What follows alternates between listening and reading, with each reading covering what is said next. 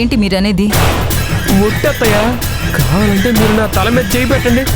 నేను చెప్పింది తప్పైతే భస్మాసురుల్లా ఇక్కడే కాలి బూడిదైపోతాను. బా మీరుండండి. దాని మాటలకి నాకే కడుపు మండిపోతుంది. ఇక మా అమ్మకి ఎలా ఉంటుంది?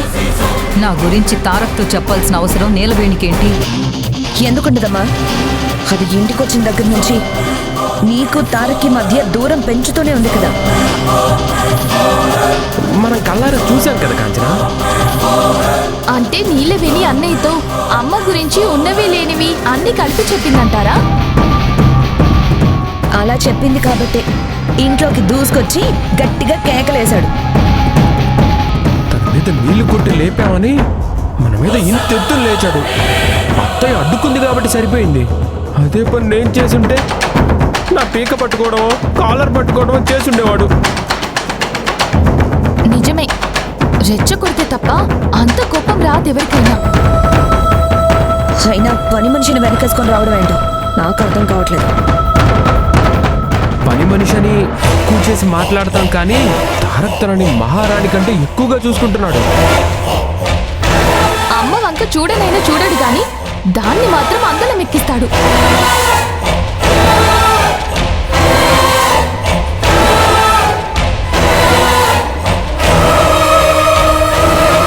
అది ఇటే వస్తుంది చూసారా?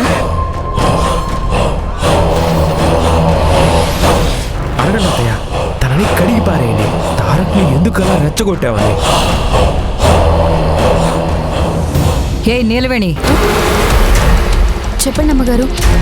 ఇట్రా.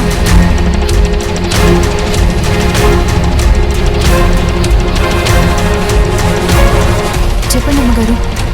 నువ్వు చెప్పాలి. ఏం చెప్పాలి అమ్మగారు? నిజం. దేని గురించి? అబ్బా, అన్ని విషయాలు ఉన్నాయేంటి నీ దగ్గర? ఈ ఎక్స్ట్రాలకి ఏం తక్కువ లేదు. చూసారా ఎంత అమాయకంగా మొహం పెట్టిందో? నీ మీద నీళ్లు కొట్టావని తారక్కి ఎందుకు చెప్పావు?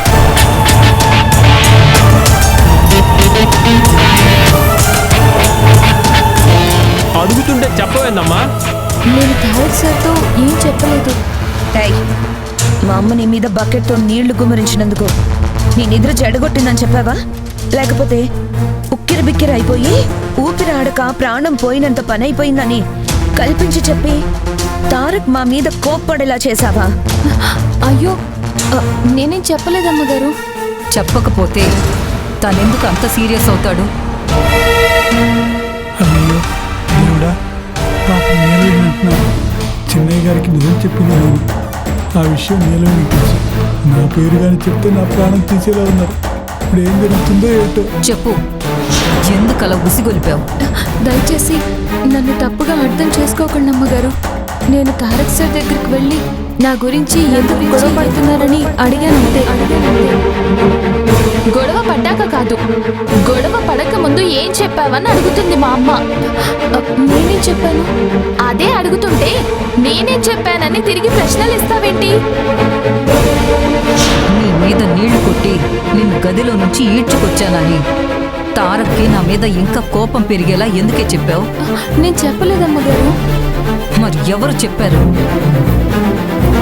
చెప్పింది నేనేనని నేను వెళ్ళి చెప్పలేదు. అలా అని నీలవేణి చెప్పినా నన్ను చీల్చి చెండాడుతారు. ఈరోజు నా బ్రతుకు ఏమవుతుందో ఏంటో. ఇలా అడిగితే చెప్పదు. హే, నిజం చెప్పు. నా మీద ఒట్టు అమ్మగారు. నీ మీద కాదు, ఆ దేవుడి మీద ఒట్టేసి చెప్పు.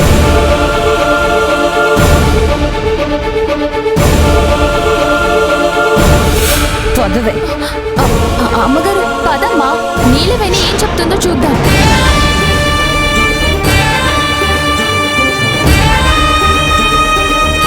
అయ్యో, దేవుడి దగ్గర తీసుకెళ్ళిపోయి ఒట్టు వేయిస్తారా ఏంటి?